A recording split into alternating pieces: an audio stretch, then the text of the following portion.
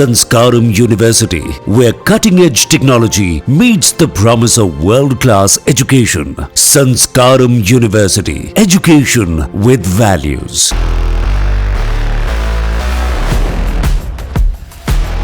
Operation Sindoor के तहत भारत ने जिस तरह से पाकिस्तान में घुसकर आतंकवादियों पर हमला बोला और उनके लॉन्चिंग पैड्स की धज्जियां उड़ाती, उसने पाकिस्तान की नींदें उड़ा दी। अब पाकिस्तान की सेना से लेकर उसके मंत्री बिलबिलाने लगे हैं, झूठा प्रोपेगेंडा फैलाने लगे हैं। पाकिस्तान की आर्मी भारत से मुंह की खाने के बाद बदला लेने की बात कर रही है, लेकिन भारतीय सेना ने अपनी बहादुरी से पहलगाम हमले का बदला ले लिया। इस सफल ऑपरेशन सिंदूर की पूरी दुनिया में जमकर तारीफ हो रही है। जबकि पाकिस्तान की फजीहत उड़ाई जा रही है, तो दुनिया भर की मीडिया में भारत की इस कार्रवाई पे क्या छपा, ये जानने के लिए यूएस से लेकर यूके और कतर की खबरों पर नजर डालते हैं।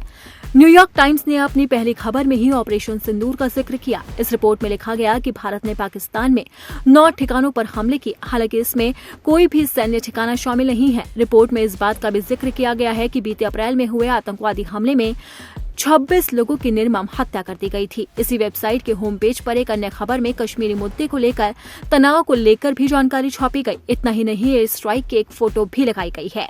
वहीं बात करें अगर बीबीसी की, तो बीबीसी की रिपोर्ट में भी उसी तस्वीर का इस्तेमाल किया गया जो न्यूयॉर्क टाइम्स ने अपनी खबर के साथ लगाई।